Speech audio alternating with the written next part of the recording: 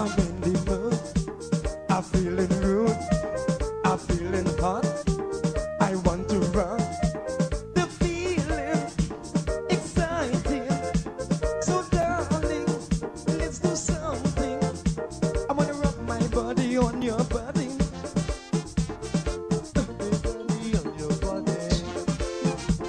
Let me rub my body on your body. I wanna rub my body on your body. I wanna rub and love up. I wanna rub and kiss up. I wanna rub and jam up. I wanna rub and rub up. I wanna rub my body on your body. Rub my body on your body. Let me rub my body.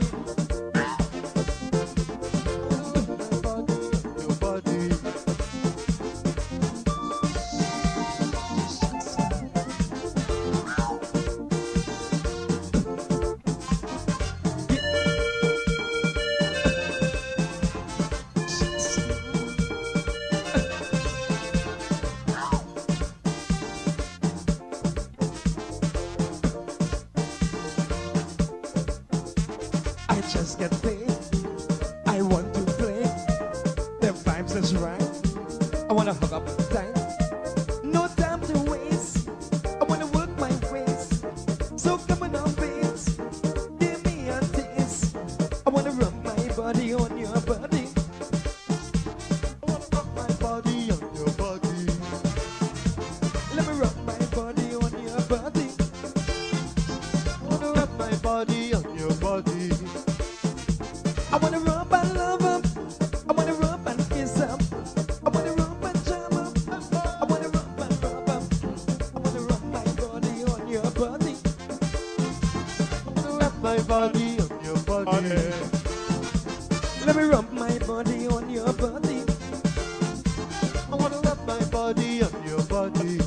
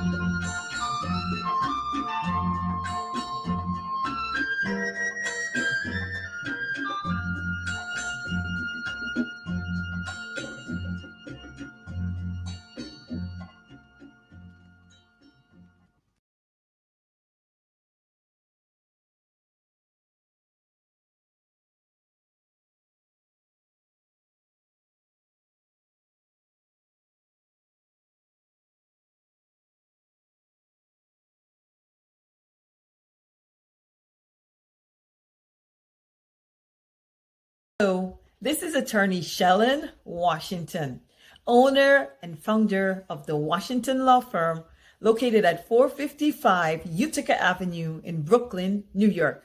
We're specialized in medical malpractice, personal injuries, matrimonial law, and landlord and tenant. If you're in need of legal representation, please give us a call today. The number to call is 718-877-3100.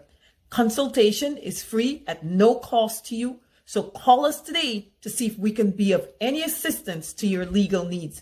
Again, the phone number to call us is 718-877-3100. It means that we would not have gotten the statements of poll for every polling station. To be honest, the People's Republic Party have only a handful of statements of poll. The people who will have statements of poll for all the polling stations would be the large parties, which would be the coalition and the PPPC, because they would have been able to send scrutineers to all the polling stations.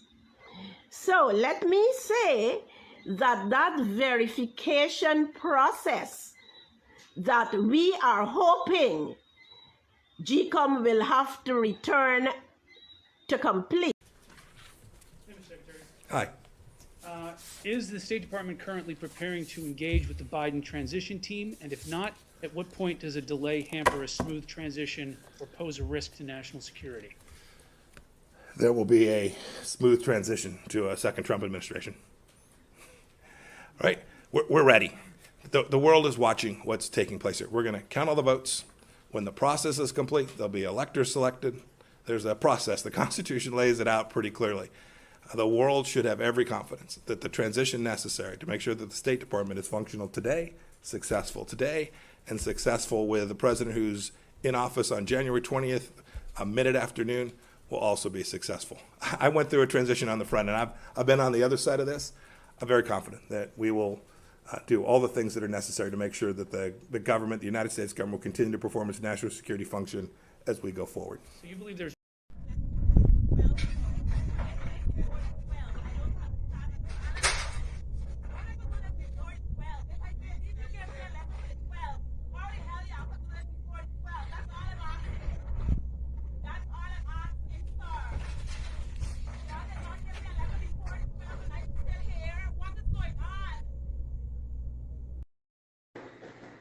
let a man know that if we don't stop this choppiness, you know what I mean? Your body where you make your hand damage up, you know, with the drug dealing, I'm going to put his picture up along with his picture and relate everything, you know, to the world about all the activity. If we don't stop all this shit we're doing to people, you understand, including us, you know, I'm going to do it. You know, I'm not the kind of person who like doing these things, you know. I never do this kind of nonsense, you know. But I can get a good social media man, you know, and really deal with the rest with all the activities, you know, all the past activities.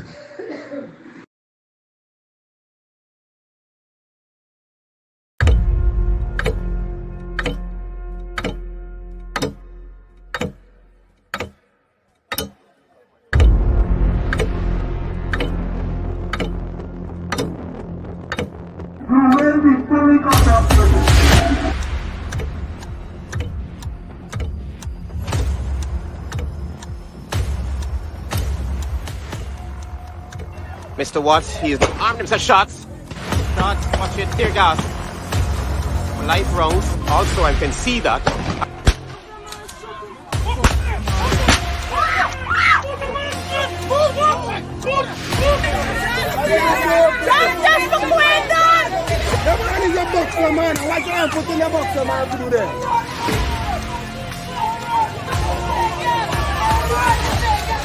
But I want since my cousin there, no, you come up the East Coast. You listen to me. Right? No, you come up to the East Coast. You listen to me now. You gotta listen to me too, man. I am listening to Right? Now, I see you on the East Coast. The day when they get a protest of them, the next day, that's when you see one bigger heads come up for talk to my family. Right? And that's bad. If we didn't do a protest, we want to see nobody for justice. You see? I'm not holding back nothing. I'm not holding back nothing. I just need justice for my family. I get visitors all of a sudden. All of a sudden, you all got visitors. This is Joker. Who is that Joker? That piece of plum. They know who to deliver to.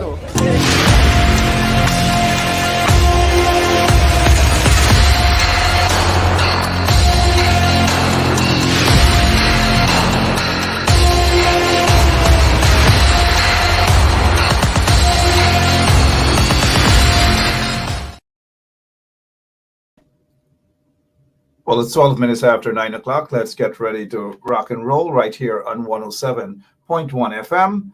Straight up, thank you so much for sharing the link. Let's get straight down to business. Apartheid Guyana, lots of evidence, and we have been showing you the video clippings of activities in Guyana. You have been reading the news in terms of racial discrimination in that country, and not just racial discrimination. If they are other individuals who happen to support the coalition or other political parties outside of the PPP, they go right after those individuals to destroy them and their families. That is exactly what is happening in Guyana. And that is why we say here, without any sort of shame and apology, Apartheid Guyana. That is what's happening in Guyana right now. Look at the evidence. Just look at what they're doing.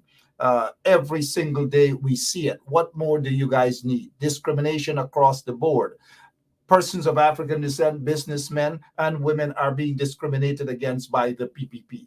Contracts are given out to mostly friends and cronies, and occasionally you may find someone of African descent with a crumbs dropped to them. And even when they get the crumbs dropped to them, there's not much that they can do, because at the end of the day, take for example, and it's something that's flashed across my mind. What is going on with in Linden?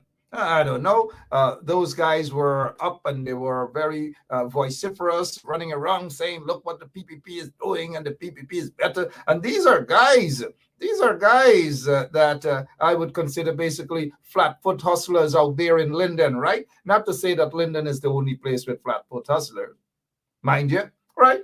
I'm not knocking at my fellow Lindeners. I wouldn't do that at all. But what is the situation with that school out in Linden? What exactly is happening? Millions upon millions of dollars, and the school probably hasn't gone anywhere. Probably got 2 posts up and that's it. Probably some blocks around it and ready to go. So it's what you I have to laugh. If some of those guys, those overnight contractors from Linden and other places are watching, and then they want us to support and say, hey, yes, some brothers got this contract and we should blindly embrace these brothers, all because they're licking the boots of the PPP dictators.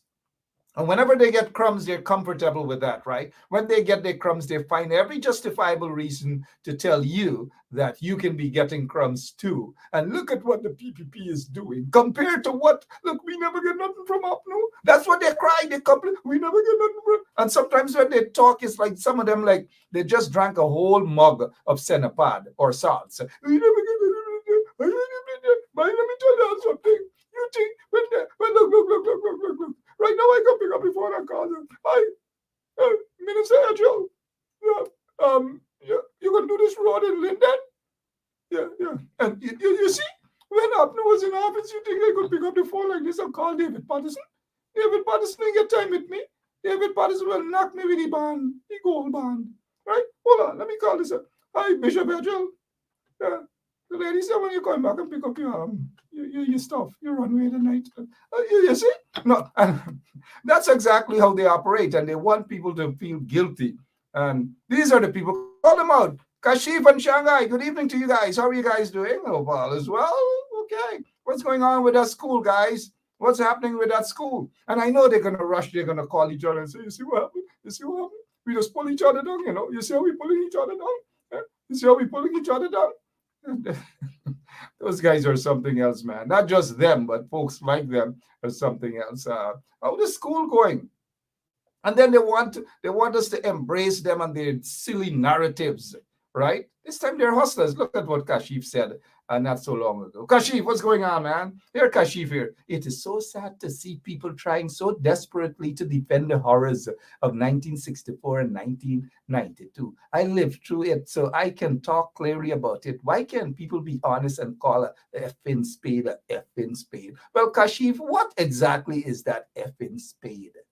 Huh? What exactly is that effing spade? I don't know. Sometimes I honestly don't know what to say, but I want to know what is going on with that spade. And since you used the word F, I want to know what is going on with that school. What's happening with that school? I don't know. Gosh. Can somebody tell me? Give Kashif and Shanghai a call. Hope they're watching. They're fellow Londoners, you know. Guys hustling. And if they find a way to hustle the PPP, well, don't try to make it look as though the PPP is some sort of an angel and a God sent to Guyana. They're destroying that country, destroying the people, destroying every single thing in this country because they're a bunch of flatfoot hustlers. The PPP, all of them, including Irfan Ali. Look at how he behaves. He thinks he's a bully. You don't know who I is, boy. You don't know who I is. What an idiot you are. But you don't know who I is. You don't know who I is. You know, you don't know who I is. And these are the folks love to call people hooligans and all manner of things. But when you look at how they behave, sometimes you wonder. Not even have to wonder who's the real hooligan or who are the real hooligans. You don't have to wonder. The evidence is right there. Boom.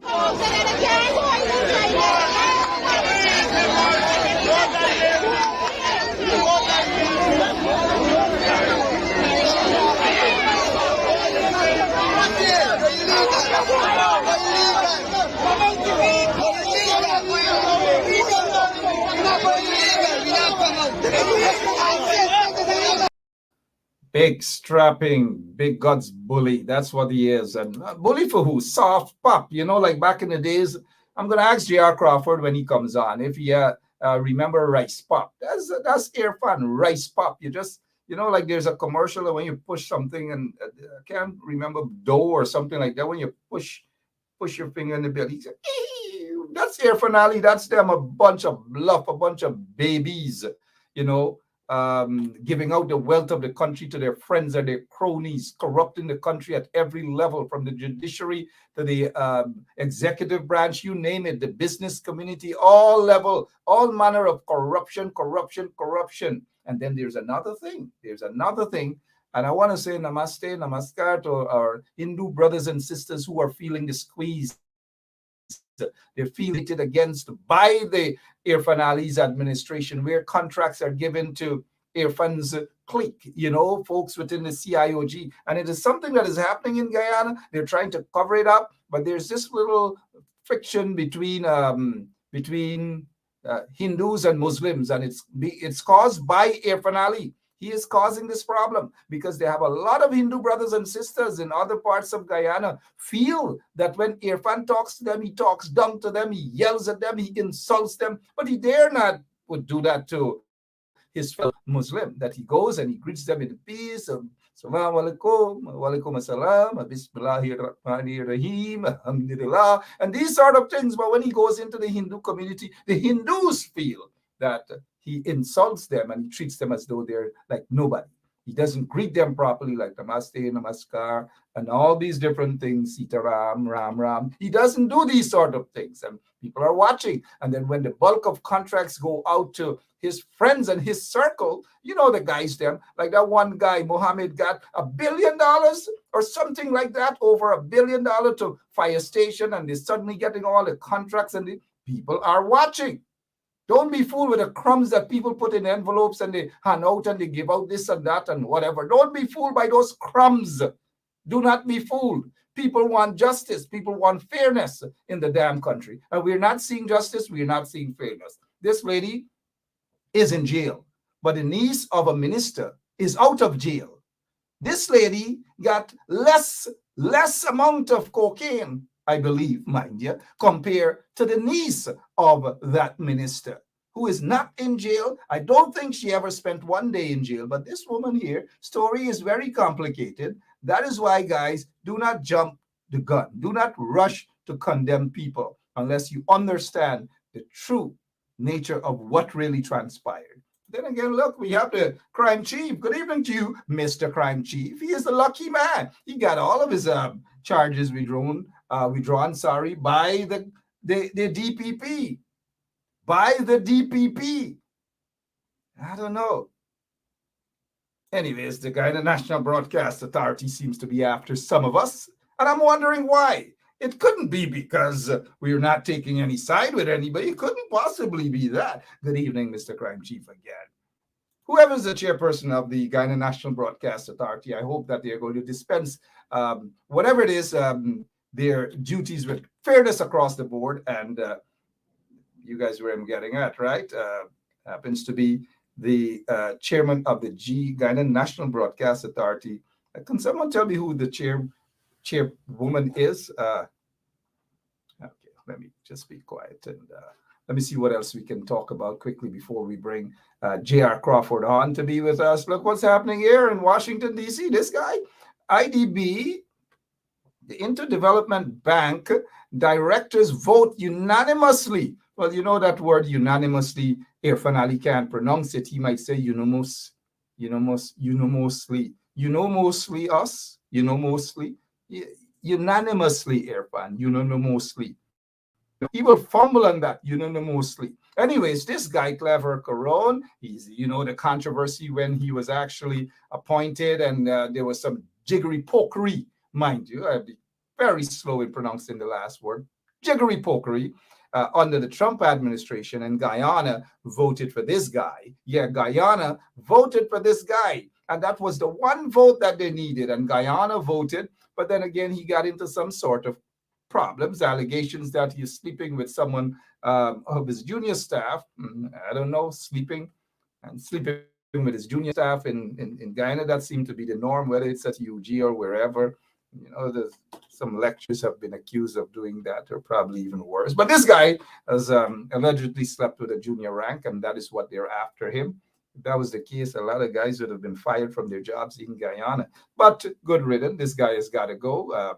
Doesn't really make much sense, a political appointment. Let him go. Good riddance to you. Goodbye. That's it for you.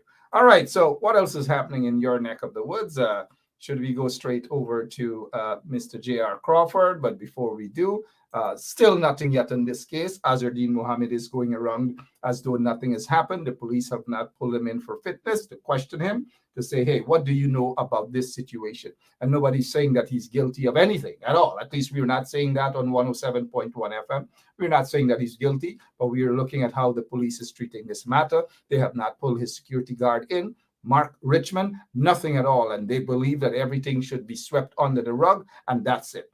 In order for us to understand that the police force is fair, just pull these guys in for fitness.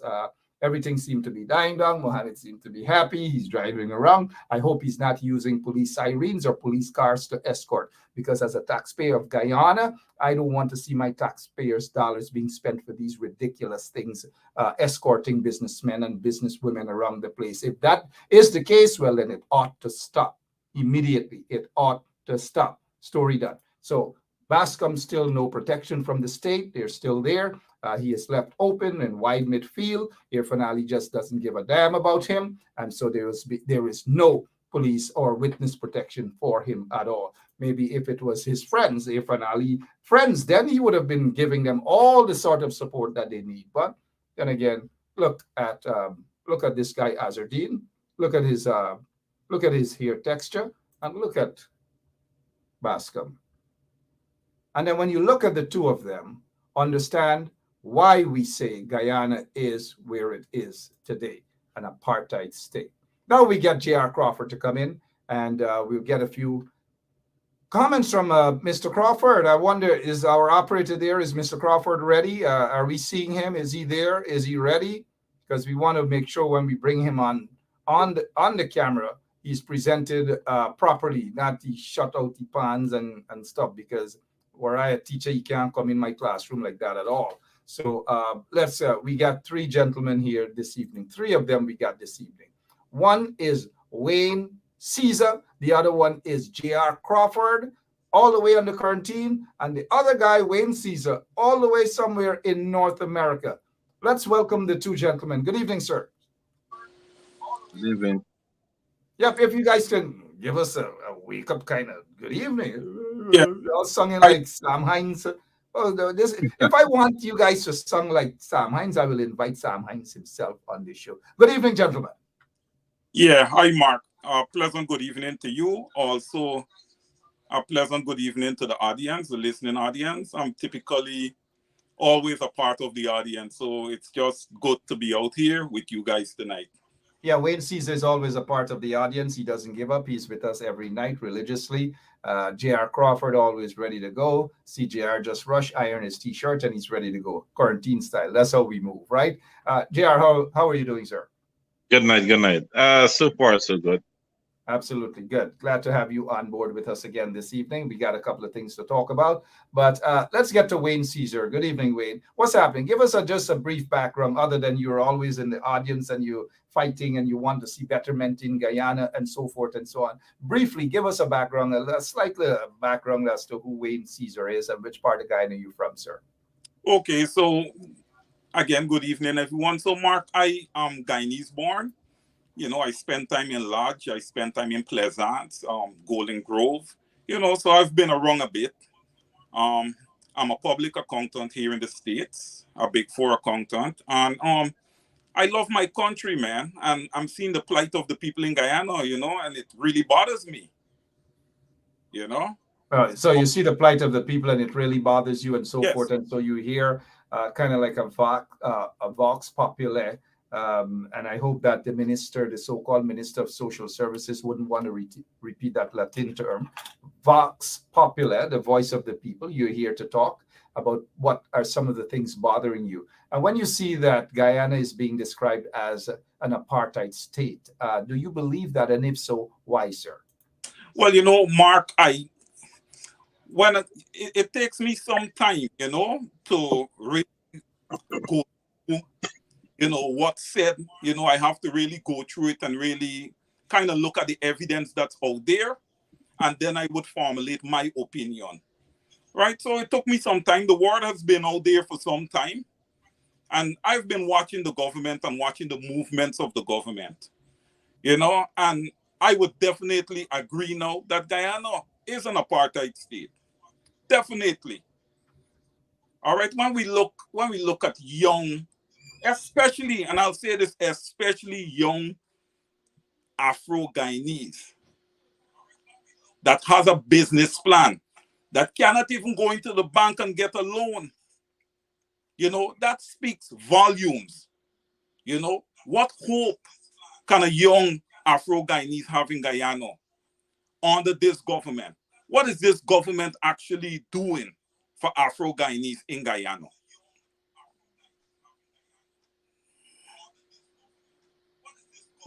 Yep. Are you done? That's it? That was brief. Well, I could add more to that. Yeah, add more. That's why you're here. We want you to add more before we get all right. Go ahead. Sure, Mark. Sure. Look, when we talk about the distribution of the wealth in Guyana, right? All the big businesses are Indian owned or some other ethnic group. There's no one that can name me 6 large Afro-Guyanese owned businesses in Guyana. No one. So that's proof of the disparity in the distribution of wealth across the country. And then the PPP, they come out and they try to rebuff, you know, these things. It's the truth. When we come on 107.5, 107.1 FM, we speak the truth here. Let's go again. The QC commercial, Mark. It's obvious. When we look at the QC commercial, what do we see? We see Indian, we see light-skinned individuals. So where are the people that look like me? Guyana don't have people that look like me. No one that look like me went to QC. No one that looks like me is educated enough to go to QC. I understand these things that are bothering you are actually bothering thousands of other Guyanese who look like you, and you're speaking on behalf of thousands of people, except the house crappos. I want to say house crappos who are always defensive. They're always on the defense, right? We know who they are. For example, with the racist video, we see some house crappos are coming out to defend it. And some of them are saying 178 years, it has always been like that. No, it hasn't always been like that. Back in Burnham times, they had black folks who attended. They had black folks like Burnham, black folks like Chelly Jagan. They all attended QC as well. And some of them who haven't read up about when Jagan attended QC and how the situation was and so forth, they got to read up. Hamilton Green, QC, lots of other Black brothers and sisters went to QC, so it wasn't all light skin and all these different nonsense that they're talking about, but light skin. Let's get straight to the video so that people can have a better understanding, and we'll just have Mr. Crawford take before we continue here on 107.1 FM, the station that is now under attack by the installed, corrupt, racist PPP regime. But we don't give a damn whether we're under attack or not. We will stand up and we will fight by every legal means necessary. Watch this racist video. Welcome to Queen's College. Welcome to an institution of 178 years of history. 178 years of excellence. 178 years of tradition. 178 years of producing Guyana's and the world's finest leaders in all areas. We are part of that history. And now, you are too. So seize opportunities. Stand out and take advantage of all that Queen's College has to offer. The Queen's College All Students Association will be there to support you every step of the way. Fidels Ubiquitios. Welcome to Queen's College.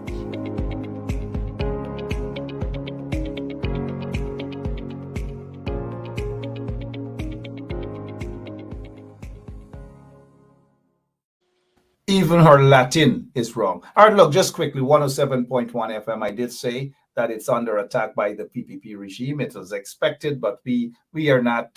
We don't usually back down from battles at all. We don't back down. We understand these vagabonds who are in office, and they use every agencies to go after individuals who don't speak their language. And we don't bow. We don't give up. We don't surrender, and we don't compromise on our principles. And I want those vagabonds in the PPP to know that we are not afraid of them and their threats and revocation of license. We don't give a damn. We are not afraid of them.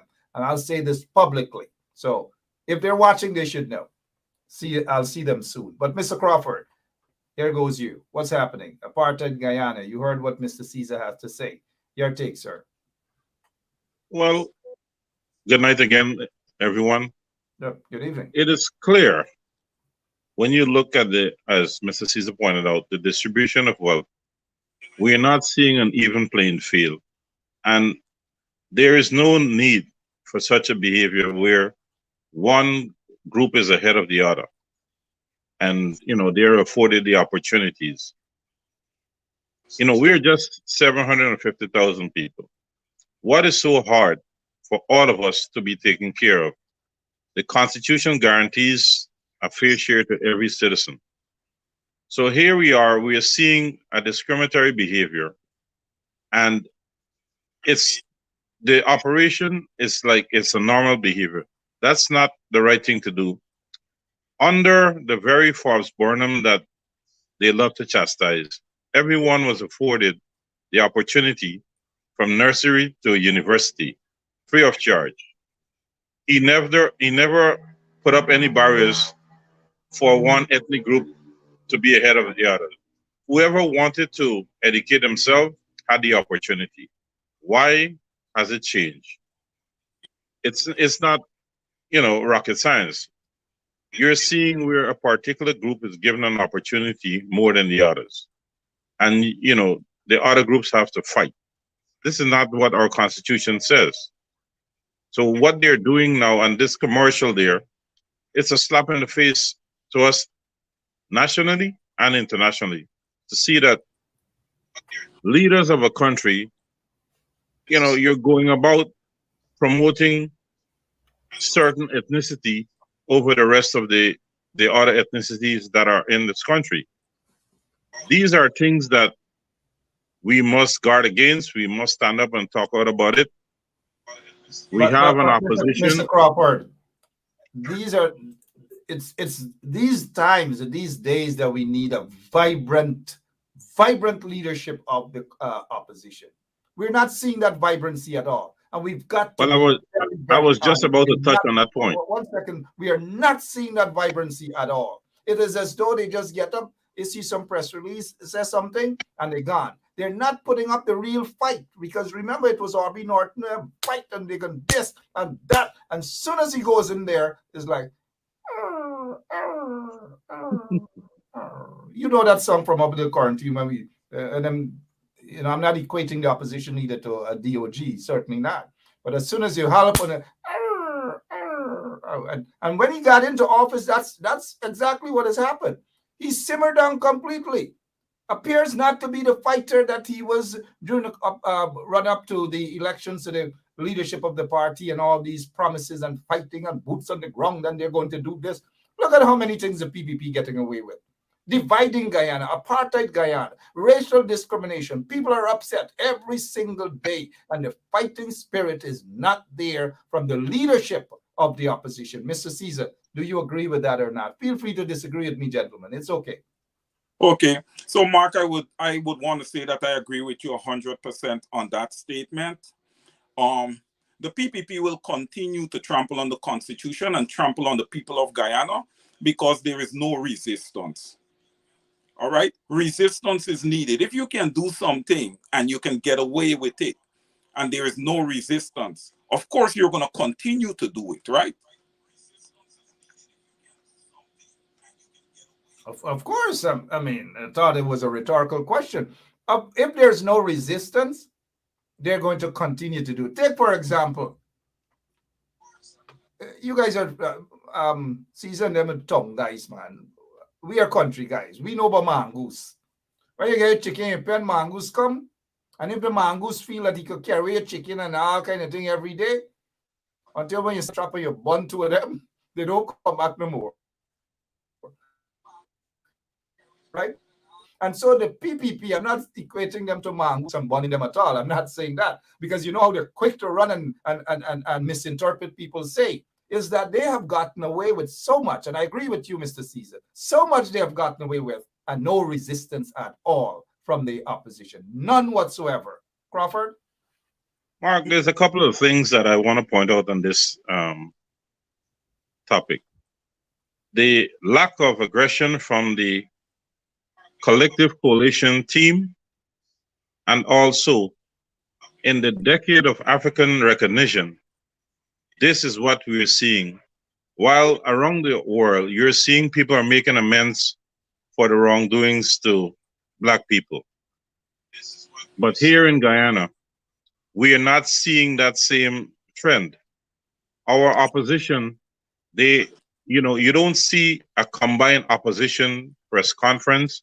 You don't see constant, fight against propaganda that is out there, or wrongdoings to our people that who, not only Africans, but who do not subscribe to the behavior of the current political party that's in power. As a Guyanese citizen, I would like to see, if we do have a coalition opposition, that all of the leaders or the parties involved must be on the forefront together as an opposition. You're seeing fringe, where the PNC makes a statement today. 3 days later, the AFC is making a statement. Keith Scott is not making any. Alikak is not making any. We want to know if you're an opposition member, we have to be under the same umbrella. We have to be there as a team. that is for the people of Guyana, regardless if they support the coalition or not. We must not be acting as if we are only concerned about our supporters. We must be concerned about all of Guyana. And this is what needs to be done. We need to see more. And one thing I would like to point out on this platform, the leader of the PNC and also the supposed leader of the coalition has suddenly not want to appear on this platform. For whatever reasons, I think it's not beneficial to the coalition. This was the very platform that was there tooth and nail prior to the election and through the election and until now. You have the little offshoots that are sprung up, and you'll see the current opposition leader on those platforms, but he's running away from the hard-nosed questionnaires. These are things that shows immaturity as a leader. If there are personal difference, that should not matter. The platform is for the people, and the opposition leader is for the people, by the people. Yet we're not seeing him on this platform. I just wanted to point it out that to our viewers. If we continue, they are more eager to hop on other platforms, the platforms that don't like them, and they help to build those platforms because they want to appear to be nice and to reach out to other audiences, and they're making some serious errors. But that is okay. We don't force or beg people to come on here. So if Aubrey Norton doesn't want to come on this show, we don't beg. We don't. We continue to support the people of Guyana. We continue to fight against injustices. Racial discrimination, we will continue to do that. Whether we get sanctions from Aubrey Norton in doing so or not, our daily broadcast does. We do not depend on Aubrey Norton, but we welcome everyone. We just wish that he would loosen up a little more and understand that he's not the best political strategist that there is out there, and there are others who are able to do the trick and contribute as well. He's not the only one who can do that. But go ahead, Mr. Caesar, you're saying something. Yeah, Mark, I just want to add a little more to what's being discussed right now.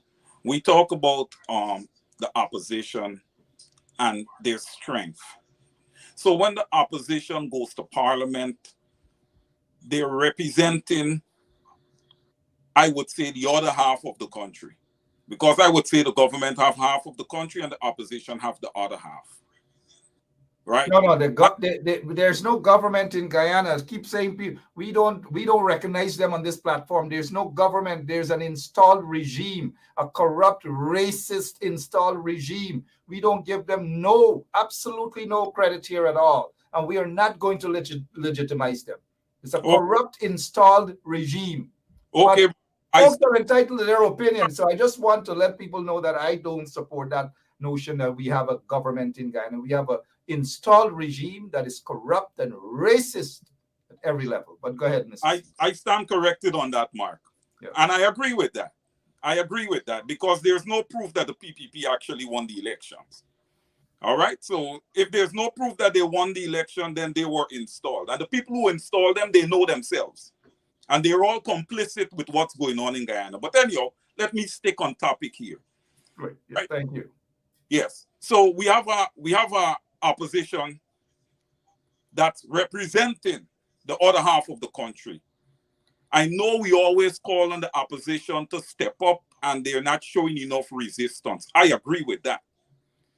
But I have seen quite a few times that the opposition has called for protest. And then when I look and I see the crowd behind them, there's hardly anyone there. But let me ask you this: the opposition, and Crawford, you can step in. The opposition, basically social media. Those of us with these sort of platform, people would attest that we are the opposition. But the parliamentary opposition that should be fighting for the people, should be very, very aggressive out there on the ground and so forth. They're not. They're just not. And that's the reality. That is why the PPP is getting away with practically murder, because we have some lazy folks in the opposition who are so lazy that they're not doing anything at all. They're just collecting their little money at the end of the month, and they're comfortable with that and disrespect the goddamn people. And then they rush to say that, one second, please. Yeah, they rush to say that they are doing things behind the scene and all sort of crap. JR Crawford. Mark, I also feel like if there's a lack of education when it comes down to actually what's going on, what's happening in the country, because the PPP is not a transparent group, so people do not actually know what's going on. And then if the opposition is not on the ground educating the people, then they're totally lost. So I feel like if that's playing a big part in people not showing up to protest, they don't know what's going on. They don't call protest. If Mr. Caesar, and I'm sorry that I'm calling you Mr. Caesar. I'm sorry that I'm calling you Mr. Caesar, because right now I don't know if you're related to this Caesar, this controversial Caesar. Look, a little resemblance there, Look, Mark, please do not align me with that, man. All right, good. Glad that you disowned that Caesar, because I don't address him as Mr. Caesar. So, Mr. Caesar, I don't know. Mark, I am the correct Mr. Caesar here. This is Mr. Caesar. I don't know what's that you just had on the screen there. Yeah. All right, good. But I'm glad. Thank you so much for that correction, because you might be the real deal in terms of the Caesars. But when was the last time you heard the leader of the opposition got up and say, tomorrow at 12 o'clock, join me at the Square of the Revolution, or join me in front of GCOM so that we can protest? I know some of the people have been, supporters have been brainwashed into thinking that protest is bad. And some of them, the old timers, would say we got to be strategized and we have to have a plan and we have to, all sorts of Jim Cockburn Ramgoat story.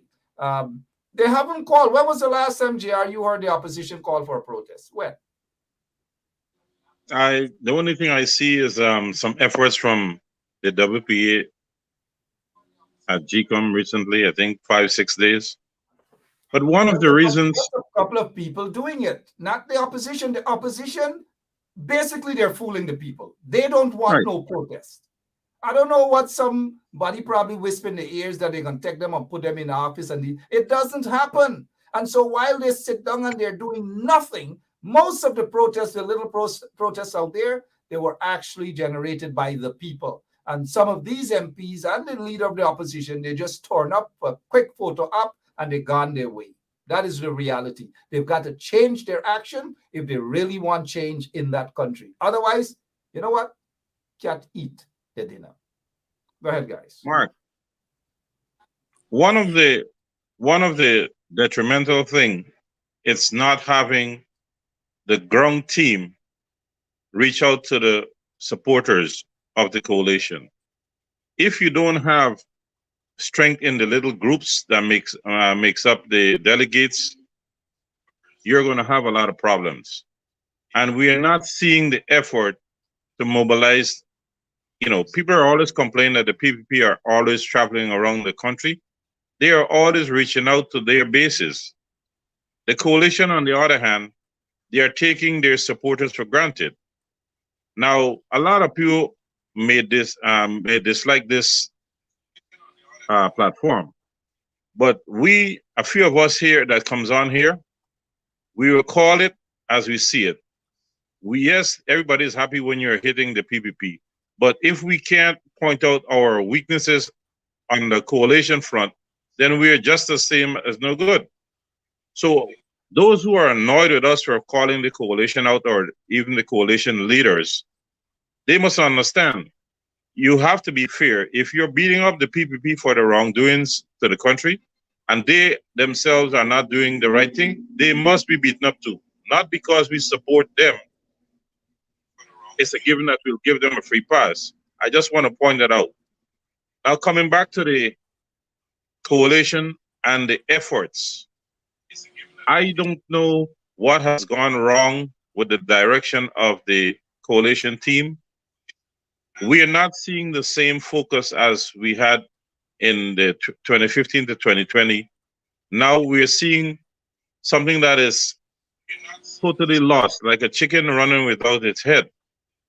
And this is not good, because what this shows that nobody cares what happens to the future of the Guyanese people down the road. Because we are seeing that the current administration, they are only taking care of the inner circle. I have warned the people of Guyana about 3 years ago. Never mind, you may support the PPP. If you're not in the inner circle, you're going to get hardship. Lo and behold, look at what is going on. $6.50 a gallon for gasoline. Nobody is trying to drive the price down. All around the world, gas prices regressed. Guyana, it stays the same. Everything, once it's shot up in Guyana, it stays up there. And the people are not seeing that once fuel price is up, market price goes up, shop price goes up, other commodities. They are not seeing it. They are not seeing that the ones who are there now are not there for the people. They're there for a selective few. We need to start to come together as a nation and put the current administration on notice that this is not going to fly anymore. The opposition leader needs to take the advantage that there are so many people who are unhappy, so many homes that are hurting, and reach out. Stop going to just the stronghold areas. You're seeing Irfan going into PNC stronghold areas. Just a minor few, that is, stronghold area. And right, but we must not be afraid to reach out to every Guyanese group, regardless of which village is a red village or green village or whatever they may call. The opposition must look at it as the representation of the Guyanese people and not their supporters only. That is how you convert votes, increase membership. You cannot be afraid to go to people. People may have an idea or an affiliation, but until a discussion has taken place, they may change their way of who they support, because now they have seen things in a different light. We must go to every Guyanese, regardless how they look or regardless how they dress, whatever the case may be. Every Guyanese must be of importance to any political leader, or we are going to leave folks behind. That is not what a leader does. Absolutely. And if we generally care for our people of this country, regardless of race, religion, or creed, we must be able to be approachable by anyone. Don't look at somebody and says, you know what, this person look like a raggedy person. No, every citizen must be treated with respect and care for as a leader. Well said. Well said. Everyone, regardless of whether they're market vendors, whether they sell fish at the back of Stabrook Market, wherever they are, whether they sell polori, at Monrepo, or whether they sell bread in Buxton or Bangamary at Philippi, or Guinea at Alnis, or they sell wild edo leaf in Linden, or cassava in Bartik and other parts of the world. It doesn't matter. You got to reach out. Whether they go to the fish shop, whether they go to a rum shop, or whether they go to Bamba Mali, all people should be respected and reached out. Now, let me just say good evening, and for those of you who have joined us late, welcome to Straight Up. My guest this evening, Wayne Caesar and J.R. Crawford. This is Wayne's first time on, and he's doing well so far. We may have to invite him very often. He has some very solid views. But before we get back to Mr. Caesar and Mr. Crawford, it appears as though the General Secretary for the People's National Congress, who is also a member of Parliament, who's also Shadow Minister of Home Affairs, is MIA, missing in action. And I'm just asking anyone out there who knows the whereabouts of the PNCR General Secretary, Ms. Geeta Chandan, who's also a member of Parliament, who's also Shadow Minister of Home Affairs. And so many things have happened over the past months and months and months. And absolutely nothing. We're not hearing from these folks. The General Secretary's position is a very important position of any political party. And we're just confining this to Guyana. The General Secretary ought to be one of the busiest persons out there, working in communities and communities, building groups and so forth. But for some unexplained reason, we're not seeing nor hearing from the General Secretary, Ms. Geeta Chanda Edmond.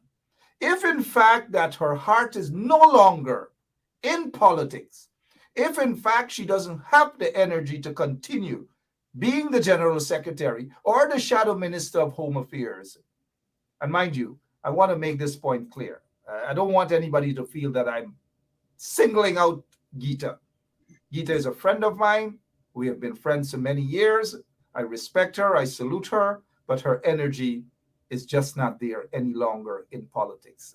And if that is the case, my advice to Geeta is that she should bow out, resign as General Secretary, and pass it on to someone who is far more vibrant and politically astute. Not just hand it to somebody maybe because they badly want it or whatever, but give it to somebody who is willing to do the goddamn work. My friend Geeta is not up to the task. And my humble advice publicly, as I may privately, time to bow out, Ms. Geeta Chanda. Any one of you guys, Wayne, pick up on that. Your take, sir.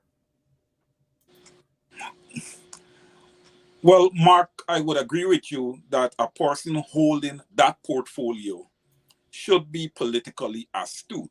But at the same time, that person needs to be a people's person, a person who is willing to get down on the ground and work with the people. You know, take out a team, visit different villages, not just our strongholds, but all villages, and, you know, just work and educate the people. You know, that's a very, very, very important position. And I am surprised that, you know, there is not another person in place, like an assistant, a backup or something, just in case. You know, because this is a position that you would need to always have coverage. You know, and you need to have two people at least working together, so that if one is not present, at least there is someone else to keep the boat moving. Someone else should be. Go ahead. To the extent, you know, look, when we take these positions, Mark, we make an oath to first serve the party, and secondly, or it could be vice versa, serve the people. So you just can't get up and disappear. That's not acceptable. Definitely not acceptable. Unacceptable indeed. Mr. Crawford?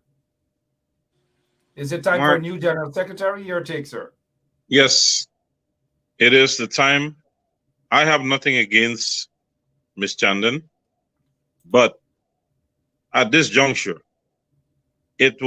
she may be a very good party person or a coalition person, but her coming into that role was not the right time for it. That position should have gone to someone who is proven to have the ability to grow the membership, someone who is not afraid to walk the streets, someone who is not afraid to cross party lines and educate, as Mr. Caesar said earlier. That is how you grow the membership. You cannot grow the party membership from an office or on social media, as per se. The people, many of our supporters or Guyanese citizens do not have direct contact with the politicians. So they're not educated to the fact what is, you know, is needed from the citizens. Mr. Norton made some critical mistakes as an opposition leader and leader of the PNC in appointing some people to a certain position. At this trying time in this country's history, you have to get the best people to do the job now. Not to say that anything down the road, but at this critical junction, we should have gone with a different general secretary. It has nothing to do with ethnicity, but the ability to bridge the racial gap, to increase the membership, to listen to the cries of the people, regardless if they are PPP supporters or not. And the PNC always had people who were on the ground. And it may not be elected position, but we are having in some positions square pegs and round holes. And this is not lots of I mean, it's not to worry about the PPP, but our decision affects the country at large, and this is what we are. Our behavior, our contribution every night is not because we want to bash the PPP. We are here to make Guyana a better place and to be much more safe and attractive, and a place that the citizens must be happy. We are seeing so much negative trend that is scary. I tell you this, JR, the PPP is a waste of time. They don't have Guyana at heart. They're not patriots. They're corrupting the country even more. They're dividing the country. And so every night, if I have to bash them, I will bash them. No, I understand our point. But what I'm saying to our listeners, if we don't I know point what you're out, saying, my friend. I know what you're saying, but I'm here to bash them. right? They're not going to get it country's right. not going to get better.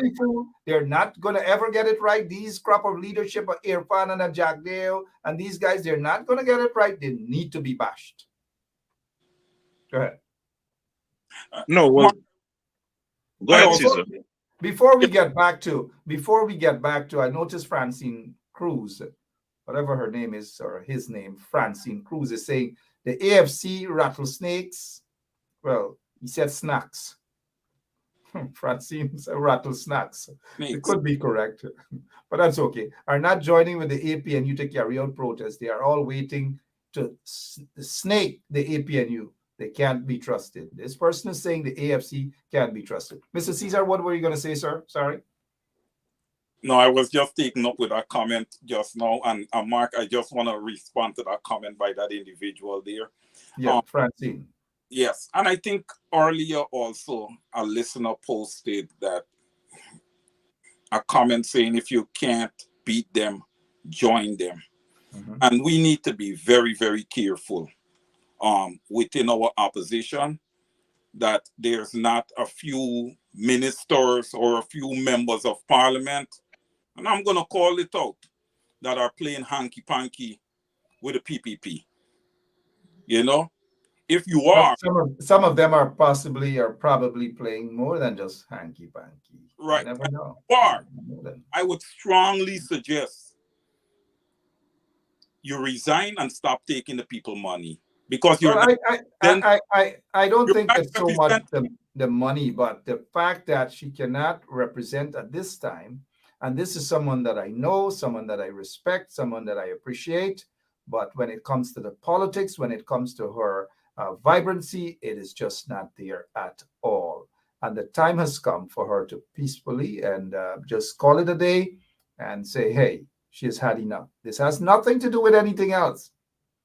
She's a very dear friend of mine, and I'll say this publicly, oh yes, but the time has come for her to move on. Now, before we move on, I remember when Valda Lawrence, she was the chairman of the PNCR. She's no longer the chairman. But when just leading up to the elections and then after the party elections, that is, PNCR elections for leadership, she did say that she wants to go into parliament to offer leadership. I don't know. Leadership. I think she took over as shadow minister of finance from that AFC young lady. And probably that was a good thing, but for some of us that saw it that way. But here it is, Valda is saying that she was going there to offer leadership. And as soon as she became a member of parliament, Miss Valda Lawrence is nowhere to be seen. I don't know what's happening, and it is not my job to personally, I don't know whether there's a situation that calls for her not to be seen publicly, whatever it is. I'm just pointing out then that we are not seeing that leadership at all. I notice people are calling names for general secretary. You don't just pluck people out just like that and put them as general secretary. They got to work. They got to understand grassroots politics. And you can't take somebody who feels that they're high up.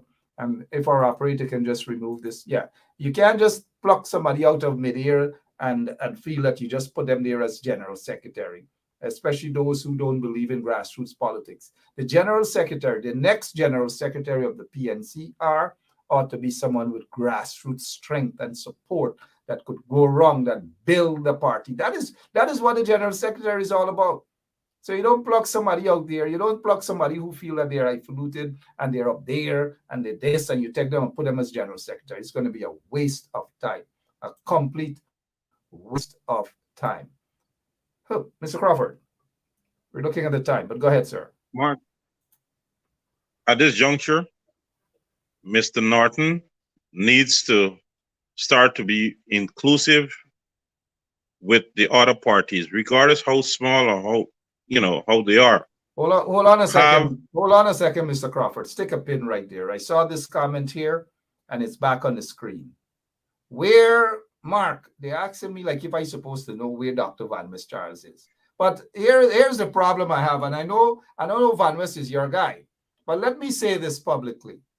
We don't need to hear from people only when it comes to elections time and they want people's votes and all these things. Regardless of what role that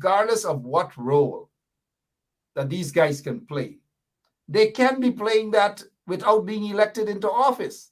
Some of them, because they don't get elected into office, then they gone and eat a mango tree and they're eating sour mango or guinep or something like that, or tambran. And we don't hear nor see them again until another elections time, right? We should be seeing more of Dr. Richard Van West Charles. We're not seeing him. He's a good friend of mine, but we're not seeing him again. Like tonight, I'm throwing all my friends them under the bus. Can I respond to that? One second, JR. I know you want to jump to the... But again, even if we don't see Van West Charles, those who have been elected, those who are being paid to represent the people, we need to see more of them. But Van West should step in 1 and 2 times and say something, man. Oh, go ahead, Mr. Van West cannot step in the same way Mr. Harmon cannot step in, because when you're alienated by the party leadership, you can't expect people to go out there and work. And I disagree with you. No. Hold on a second. You know what this reminds me of, Crawford and Caesar? Go ahead. Wayne Caesar. That. You know what? When we used to play cricket at Alness there, and you come with U-ball, and because you ain't get a bat, you take U-ball and you gone. You know what we used to do? We used to roll up coconut seed and wire seed with rubber band, and we used to make we own balls. Now, if Van West Charles is not given a place, a chair around the table, he has to create his own table, his own chair, and go out there and do his work as well. Look at what we are doing here. The party doesn't sanction us. A lot of them in the PNC are against us. They don't like us. That's a fact. But we don't care about that. We continue to do what we're doing in the best interest of the people. And folks like Dr. Richard Van West Charles should do that. He shouldn't swell up and go in a corner and say they're not playing ball and therefore he's not going to bat. He has to find a way to bat, Mr. Crawford. But let me allow you to make your point. And again, let me make my point now. Mr. Harmon and Mr. Charles, they did a lot for the PNC party over the years. Both of them were not used after the new leadership got in there. They were pushed away to the side, so they had to stay away and not cause a problem. The current leadership should have held the party stalwarts to groom the younger generation so they can know how to operate for the people. Mr. Charles is still 100% willing, and I know Mr. Harmon, to contribute to the PNC and to the people of Guyana.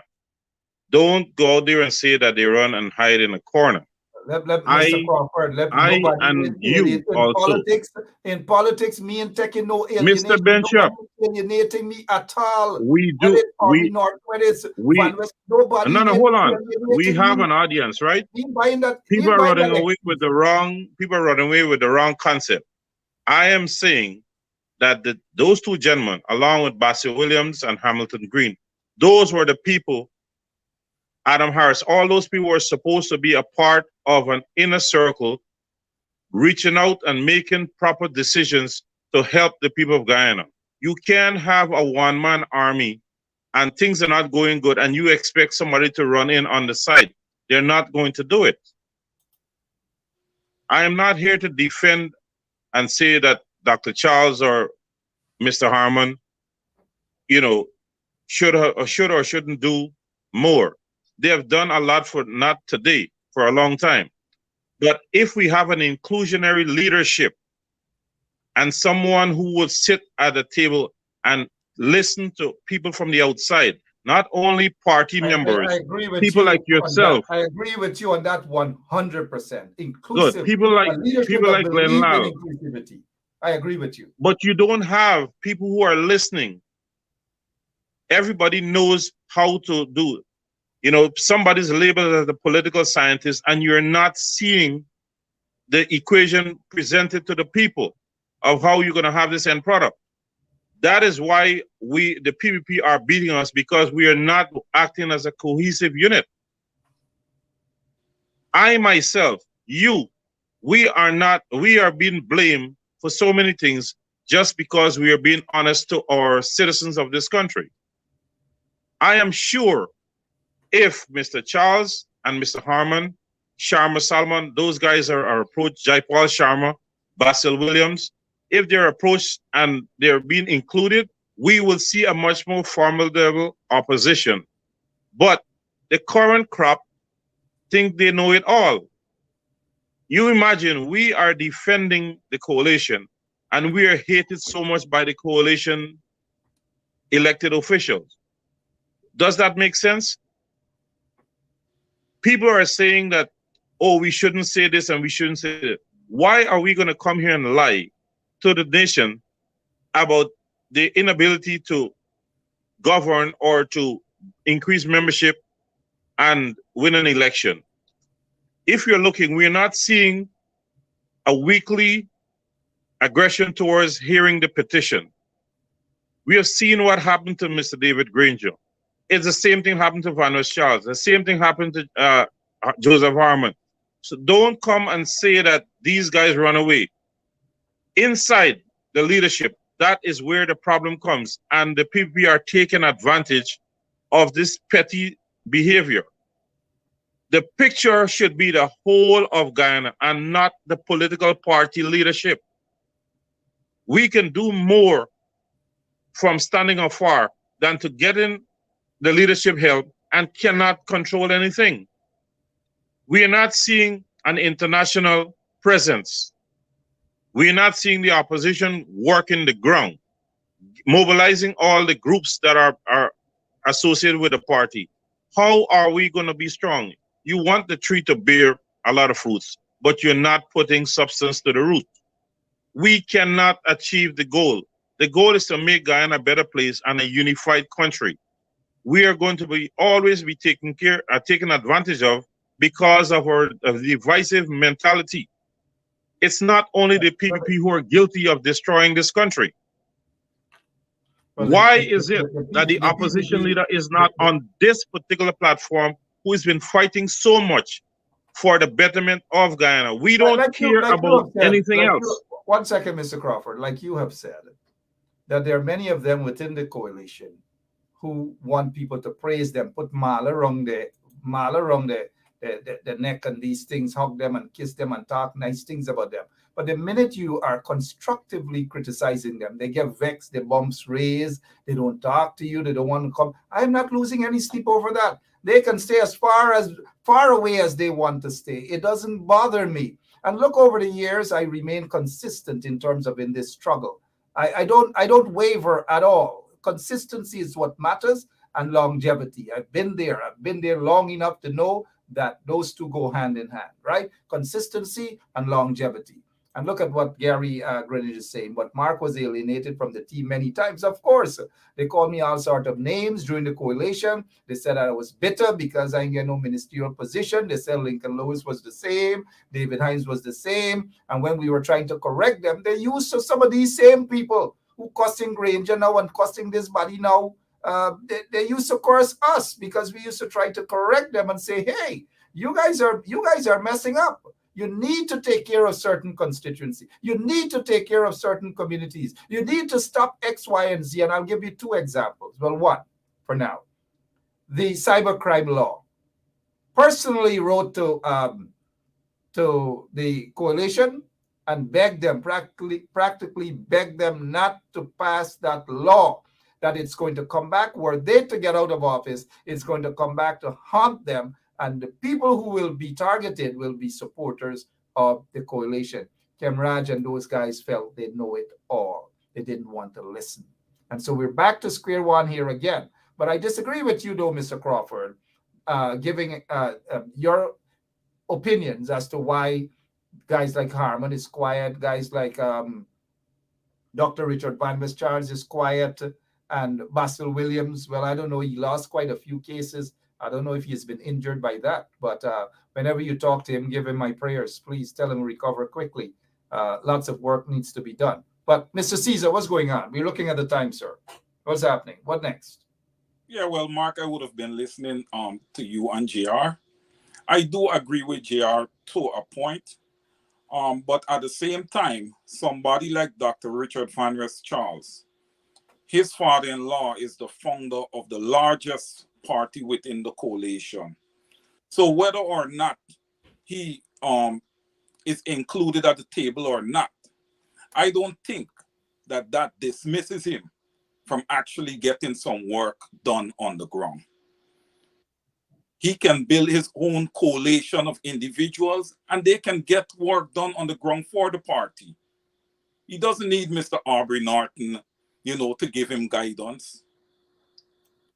Mr. Van West Charles is a very, very smart individual. That being said, Mark, I must say at this point, the coalition is already playing catch up because the PPP is already in campaign mode. I got you. And that is so correct. The PPP has been in campaign mode for a while. And that is why they're corrupting the people in the country. Every day you see they're sprinkling a little cash grant here, a little cash there to the support base. That is a campaign mode. And the coalition, they seem to be in scatteration mode. Some this side, some the side, views out this division here, who want look a little good on their little social media platform, who want do up the hair, do up the nails, put on the suit, put on the tie, who want go Bamba Mali drink up, who feel that they're the best strategists, who feel that they know it all, when to call, boots on the ground. All manner of crap you're seeing in the coalition. They need to get their act together. Otherwise, cat gonna eat their dinner. How much longer should we say this? Look at the board certificate and the PPP allegations that they're giving out. Thousands of board certificates to individuals who don't deserve it. Thousands upon thousands. What is it that we're hearing from the opposition? Just a press release? What is it? They're just a press release party now. The same thing the leadership now fought against the previous folks and claimed that they were just doing press release and press conferences. And these people seem to have gone way backward than those people who were in before. I don't know what is happening. Well, let us get the closing remarks of you guys. Let us start with Crawford. Go first, sir. Mark, in order for the coalition to get to some semblance, some hard choices has to be made. Like I said, the general secretary position must be filled with someone who has the ability to reach out and reach across lines.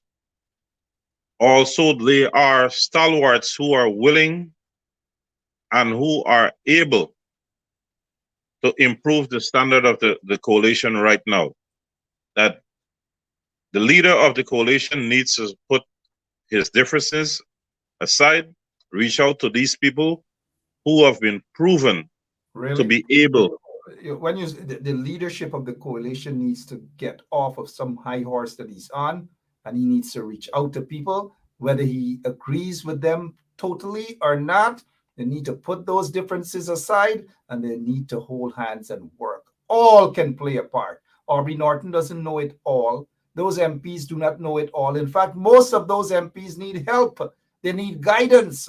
They're like a runaway train right now, some of them.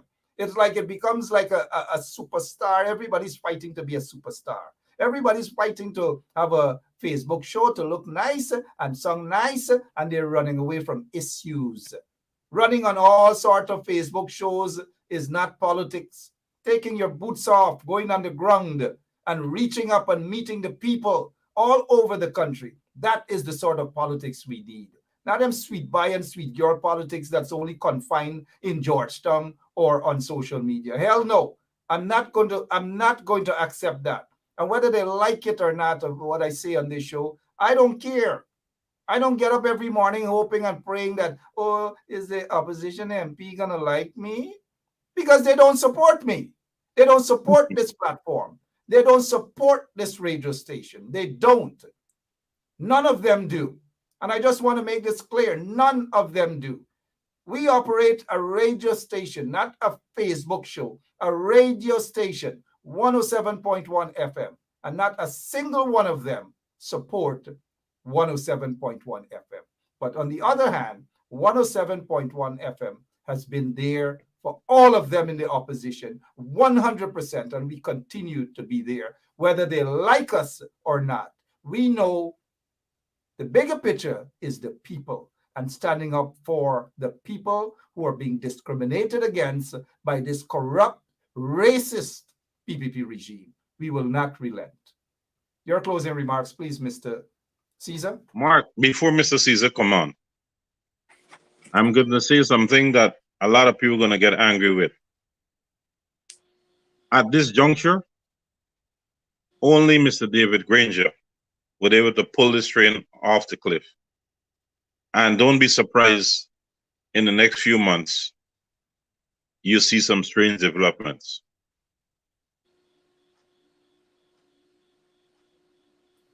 I have seen very strange developments in my lifetime. In politics, nothing surprises me. Absolutely nothing at all. But I say this, the opposition is in the intensive care unit.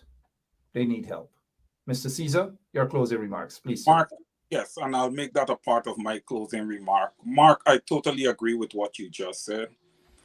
Though I would know that it's very difficult to manage a coalition government because we're talking about quite a few parties under one umbrella.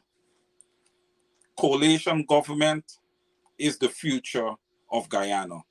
It gives an opportunity for everyone to have somebody at the table representing them.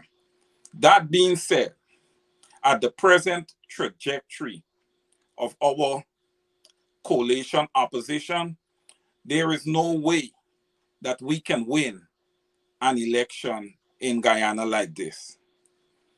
Coalition means to come together. It means a few parties operating as one, being one quorum. We need to get to that. Mr. Norton need to get with Mr. Ramjatan. Mr. Norton and the entire coalition needs to be open to constructive criticism, learn to accept constructive criticism, and don't, if you see Mr. Benchop or Mr. Crawford put a good idea out there, take the idea and toss it to the side because it wasn't your idea. You know, you are the party, you're the individuals that were elected by the people, but it does not actually mean that you are the smartest and you would know everything. So you always have to be open to learning. We learn all the days of our lives. And last but not least, I would really, really love to see the coalition back in power and a better life for the people of Guyana. Because as I see it right now, there is no hope. You know, there is no hope. All right, Mr. Caesar, this is your inaugural appearance on 107.1 FM. I think you did a darn good job in expressing yourself, and you are free to be back here again. And thank you. And others in the audience, we open up this forum for any one of you who want to join us as well, live like Mr. Caesar, brave like Mr. Caesar, and different from that other Caesar. I know Crawford for 40-something years. He has been my friend. We don't see eye to eye all the time. But, I mean, not all the time friends do see eye to eye, but we respect each other's views. And I can read his mind right now, that deep within him, he's saying, you want 1 minute more to close off. 1 minute more. Go ahead, Mr. Crawford. 1 minute more. You keep fighting me down about, let's go back a little with Mr. Harmon and Mr. Charles. As you know, Miss Lawrence and Mr. Charles were named as advisors. Then there was no communication. It went dormant for a long period of time. What do you expect? If I am supposed to have a say or a discussion and there is refusal, I'm not going to stand in line and wait, like a puppy looking for milk. These were the early signs that the coalition was heading down a slippery slope. A lot of people are thinking with emotions instead of thinking constructively what is going to happen to them and the rest of the Guyanese people. If we don't have a formidable coalition, we are going to suffer. And I've always said 90% of the coalition or the Guyanese folks are going to be suffering. Look at what's happening today. Simple sugar prices. Nobody's addressing the issue.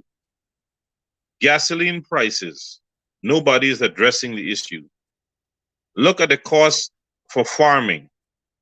We had this notion of Barbadians getting lands in Guyana. You have 200 sheep for $2 or $3 million US. Where in the world would you find 200 sheep selling for $2 or $3 million US? And the people or no proper representation to fight against those, wasteful spending or, in my mind, pilfering the monies of the Guyanese people. These are the instances where we need experienced individual, people who are not afraid to speak their minds, to come out and point this out so the people who are less fortunate would understand how or why they're suffering. You have, just to point something out, the PPP are the ones who control the retail businesses. Mr. Burnham had rolled back the clock for the cane cutters to benefit back in the 70s and 80s. Now sugar is on life support. Retail businesses can be profitable if we have more daylight after working hours. Everybody gets off at 5 o'clock. It gets dark at 6.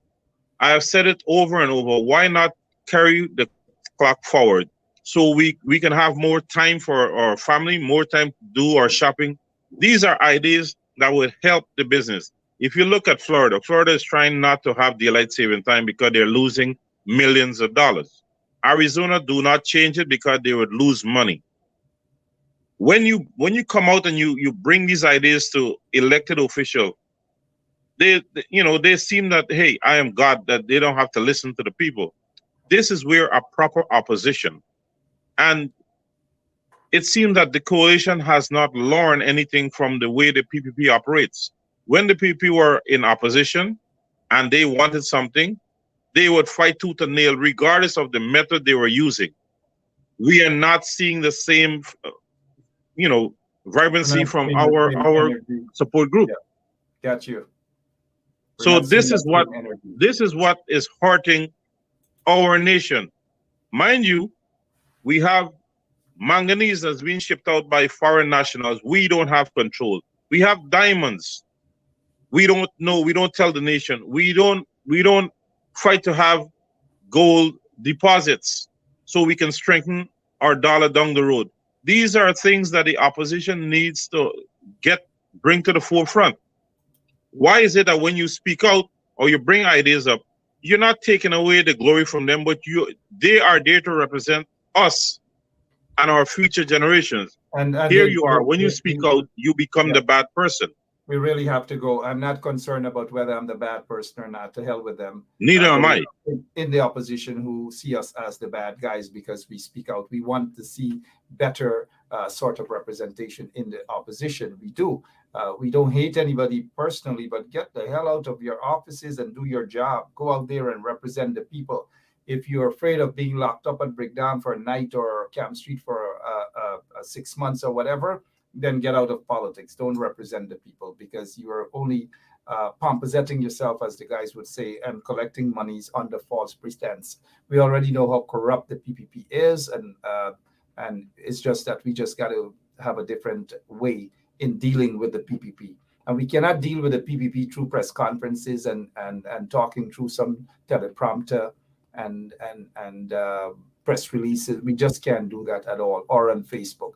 That fight is on the ground. They hate protest. We've got to protest. That's the only way. And protest is not like when one person call and only 3 persons show up, and that's it.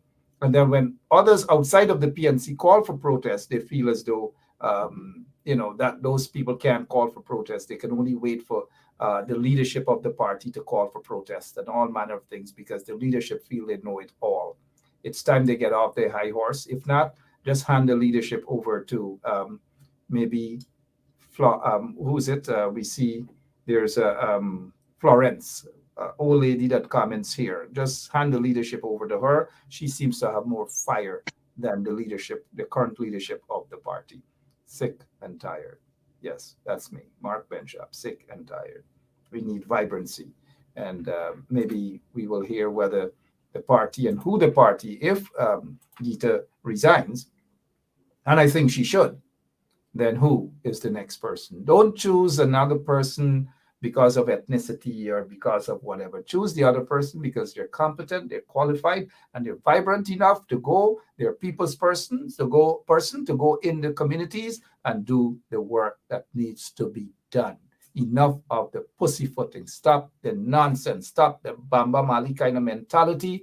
It is not going to get the party anywhere. And I say Bamba Mali not in any degrading term, because I myself have gone to Bamba Mali quite a few times, and I kind of like Bamba Mali. But this is not Bamba Mali kind of politics. We've got to go beyond Bamba Mali. Otherwise, we're going to be stuck in Bamba Mali for the next 105 Bambam years more. Gentlemen, thank you all so much. And to our listeners, thank you all as well. God bless you. We will be back tomorrow, same place, same time. Thank you, Mr. Caesar. Thank you, Mr. Crow. Good night, everybody. Thank you guys so much indeed. Bamba Mali kind of politics, Bamba Maliism is not going to work. We got to move out of that mentality. And to those in the opposition, we appreciate you guys. I know there are some of you who do work. There are some of you who go out in community. Few of you, we salute you guys. We know you guys want to do well. And we wish you all the best. We just hope that the others who are lazy, who aren't working, we are not seeing them. We need to see more of them. Otherwise, we wouldn't be talking this year. I'm not saying that there aren't some who aren't working. There are some who are working, some who are out there, and we salute them and we respect them. But at the end of the day, the bulk of, last you guys saw the shadow minister of health, or the shadow minister of whatever else. The mere shadow minister, they're not even in the shadow, most of them. I don't know. I just don't know. Maybe they're gone to Kenya, or maybe they're gone to Turkey, or maybe they're gone to Iflat. I don't know. The opposition needs to wake up. They need to wake up. Wake up, guys. Wake up. Wake up. All right? God bless you all. See y'all tomorrow. Bye-bye. Pressure boss pipe. Pressure boss pipe, boy. Maninja guy. If you are looking to have your statutory declaration, affidavit of income, identity, damage or lost passport, lost license, tenancy agreement, agreement of settlement, power of attorney, last will and testament, and certification of documents, then you need to visit the Alistair Collins firm, located at the Killian Mall, 162 Lamaha Street in Georgetown, between Camp and Waterloo Street. Alistair Collins is a commissioner of oaths and a justice of the peace. Make certain you visit him or call for more information at 649-6410 or 685-6448 or 503-1451. And there's adequate parking available. Go down to the Alistair Collins firm and have all of your legal issues settled and brought to the fore. Alistair Collins firm. Contact them at Alistair Collins firm.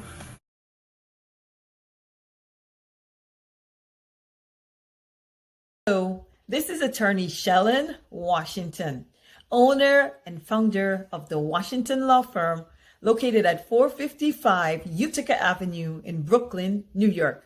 We're specialized in medical malpractice, personal injuries, matrimonial law, and landlord and tenant. If you're in need of legal representation, please give us a call today. The number to call is 718-877-3100. Consultation is free at no cost to you. So call us today to see if we can be of any assistance to your legal needs. Again, the phone number to call us is 718-877-3100.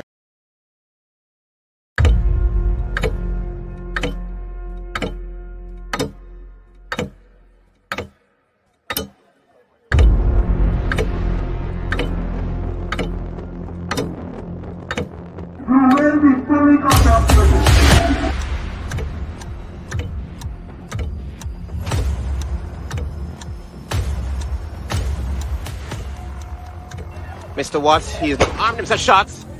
Shots, watch it, tear gas. Live rounds. Also, I can see that.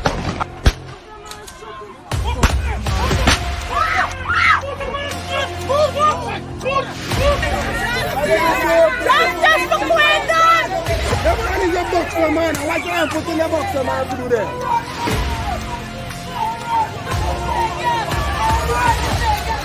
But since my cousin there is no, you come up the East Coast. You listen to me. Right? No, you come up to the East Coast. You listen to me now. You gotta listen to me too, man. I am listening to you. Now, I see you on the East Coast. The day when they get a protest of them, the next day, that's when you see one bigger heads come up to talk to my family. Right? And that's bad. If we didn't do a protest, we want to see nobody for justice. You see? I'm not holding back nothing. I'm not holding back nothing. I just need justice of my family.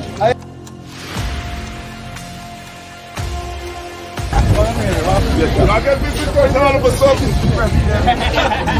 All of a sudden, you all got visitors. This is Joker. Who is that Joker? That piece of plum. They know who to deal with, you know.